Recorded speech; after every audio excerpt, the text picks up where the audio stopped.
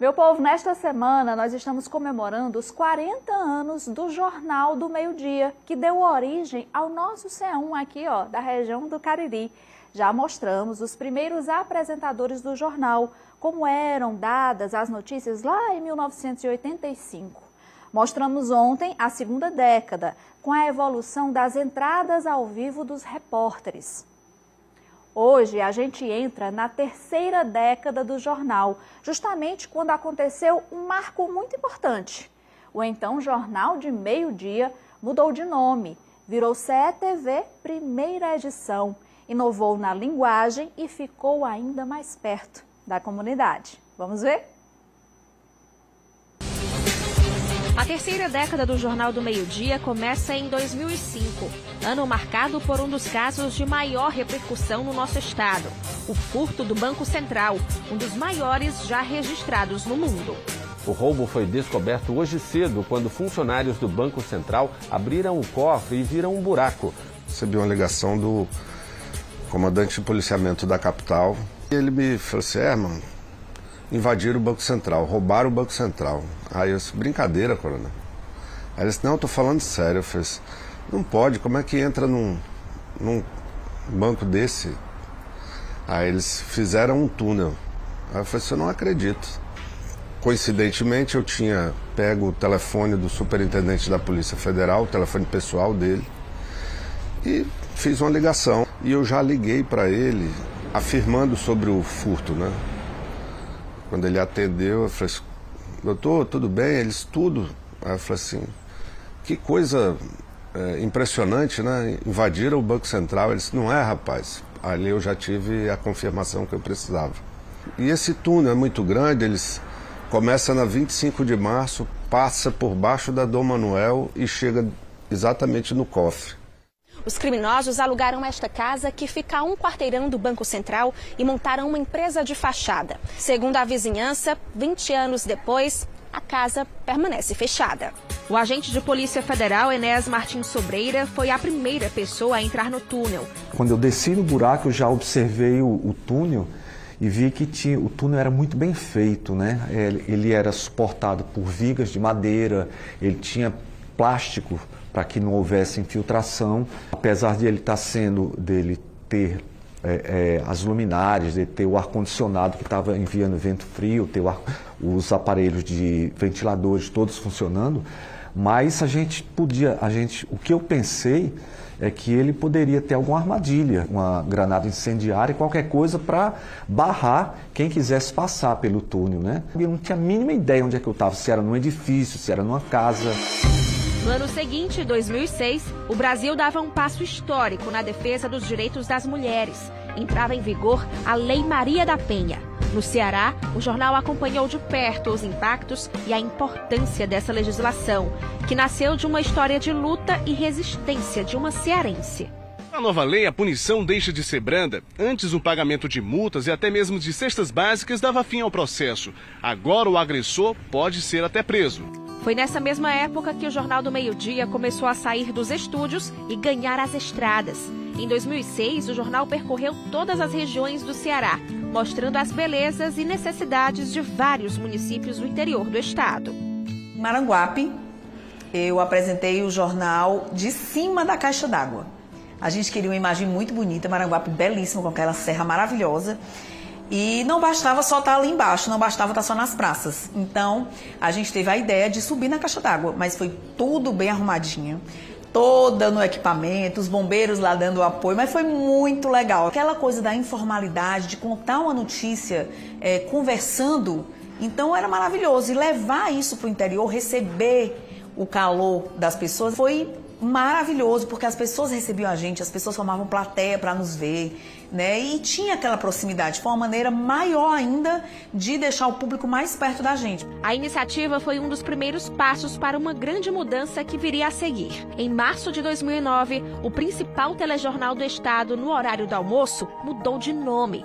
O Jornal do Meio-Dia virou o que vocês conhecem hoje, CETV Primeira Edição. Boa tarde, está no ar o CETV Primeira Edição, um novo telejornal da TV Verdes Mares que vai estar ainda mais perto da comunidade, sem deixar de lado, claro, os principais assuntos do dia. Isso mesmo, às terças, quintas e sábados, eu vou estar no bairro de Fortaleza, olhando e mostrando cada detalhe. A nossa ideia, com a ajuda dos moradores, é claro, é traçar um raio-x da capital. A mudança não foi só no nome. O jornal ganhou um novo formato, com foco nas comunidades, mais perto do telespectador. A gente foi quebrando alguns tabus, né? Como deixar o jornal mais leve, a linguagem mudar um pouco, não ser aquela coisa tão certinha, tão arrumadinha. Já era uma coisa mais conversada. A gente também tinha que acompanhar isso, porque a gente já via de uma longa jornada de um outro tipo. Nessa nova roupagem surgiram vários quadros, que são conhecidos até hoje. Eu estou na praça central aqui da Aerolândia, lugar de passagem que faz parte do dia a dia dos moradores. Ali a gente pode ver alguns estudantes aguardando o momento, a hora da aula para seguir viagem. Dando uma volta, Daniele, quase 180 graus, a gente avista, aí sim, uma das maiores referências aqui da Aerolândia, que é a BR-116, junto com a Avenida Raul Barbosa. A gente escolhia um bairro, a gente visitava aquele bairro, ouvia a comunidade, mostrava os seus problemas. A matéria era exibida, a gente convidava alguém da prefeitura ou alguém do estado para responder aquela necessidade da comunidade. E a gente também tinha um espaço ao vivo para a comunidade acrescentar necessidades que ela tinha. Então esse quadro, Meu Bairro na TV, foi um sucesso. No mesmo ano, entrou no ar a TV Verdes Mares Cariri. A ideia era regionalizar a informação. O primeiro bloco, ele era apresentado de Fortaleza, com as notícias estaduais, e a partir do segundo bloco, nós tínhamos a apresentação direto do nosso estúdio de Juazeiro do Norte, né? E ela nasce, a emissora, com esse objetivo de mostrar o que acontecia no Cariri, o que acontece no Cariri, diante de uma demanda que existe e é cada vez mais forte, né, de jornalismo local. No ano de 2010, o sequestro, estupro e assassinato de uma menina de apenas 5 anos chocou o estado. Alanis Maria Laurindo foi raptada quando estava com os pais na igreja Nossa Senhora da Conceição, no bairro Conjunto Ceará. No momento em que os fiéis se cumprimentavam na chamada Paz de Cristo, a mãe entrou e pediu que a filha esperasse do lado de fora. Ao retornar, Alanis Maria, de apenas 5 anos, já havia desaparecido. Um dia após o sequestro, a polícia encontrou o corpo de Alanis em um matagal, no bairro Antônio Bezerra. A menina estava de bruços e sem roupa. A menina foi levada por Antônio Carlos dos Santos Xavier, o Cazim. O CETV acompanhou todo o caso e a imagem do suspeito foi amplamente divulgada. Cazim foi reconhecido por uma mulher e preso no terminal do Siqueira 5 dias após o crime. Com certeza a mídia ajudou muito, né? Porque se não fosse a mídia, talvez nós não teríamos capturado, né, o rapaz que fez isso. O caso Alanis não só repercutiu em todo o estado, como marcou para sempre a história do bairro Conjunto Ceará. A antiga Avenida B, onde fica a igreja em que Alanis foi vista pela última vez, mudou de nome. Virou Avenida Alanis Maria Laurindo de Oliveira. A mudança, além de simbólica, é um apelo à memória coletiva e à proteção da infância. Minha filha não foi esquecida. E não será esquecida. Quando as pessoas olham o nome dela, Alanis Maria foi uma menina, uma criança, que foi sequestrada, violentada e morta.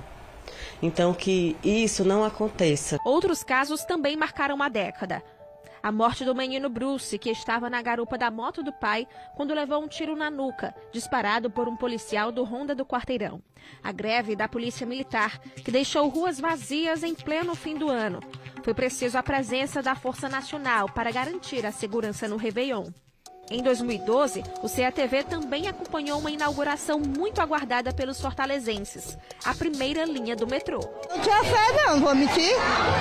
Eu não sabia, eu nunca pensei que isso ia sair. E até o ano que vem, os metrôs da linha Sul vão funcionar apenas em caráter experimental. No ano seguinte, a cidade se preparava para receber o primeiro dos grandes eventos esportivos que movimentariam as ruas de Fortaleza, a Copa das Confederações.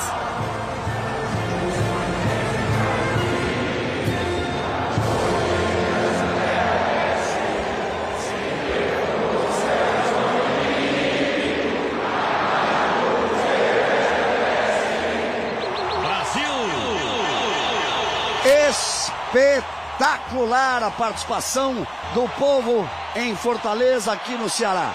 Mas diferente do clima de torcida, palavras de ordem e protestos marcaram a época. A onda de manifestações chegou em Fortaleza no dia 19 de junho, data do jogo do Brasil contra o México na Arena Castelão. Temos aqui alguns manifestantes que já protegem o rosto, estão sendo usadas bombas de gás lacrimogênio neste momento contra os manifestantes. O clima é bastante tenso. Além de marcar o posicionamento político de milhares de brasileiros, os protestos da Copa das Confederações também desafiaram uma cobertura jornalística nas ruas. Era preciso agilidade, sensibilidade e também coragem. E nessa missão, o trabalho em equipe faz toda a diferença. Você já deve estar acostumado a ver os repórteres na telinha, mas do outro lado dessa câmera tem um profissional que faz toda a diferença na gravação das reportagens. Os cinegrafistas, que são os olhos do telespectador.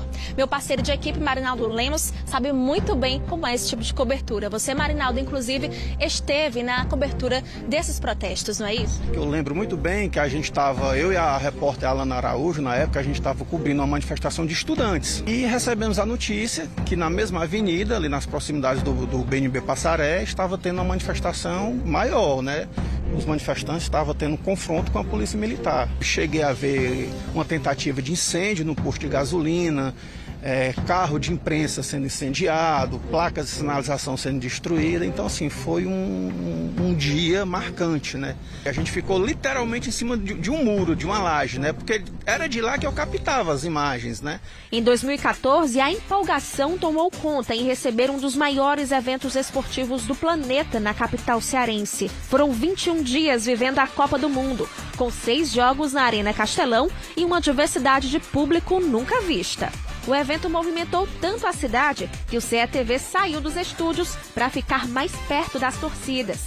Parte do jornal era apresentado em um espaço montado na praia de Iracema, onde ocorria a FanFest. Ao passo em que a cidade ganhava novos contornos, o CETV também se modernizava com um novo cenário. A tradicional bancada saiu de cena, que também ganhou um telão.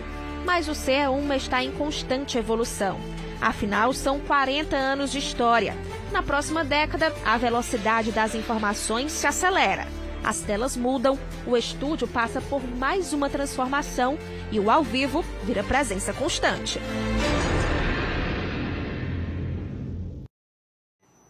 Bacana demais, né, ver essa evolução.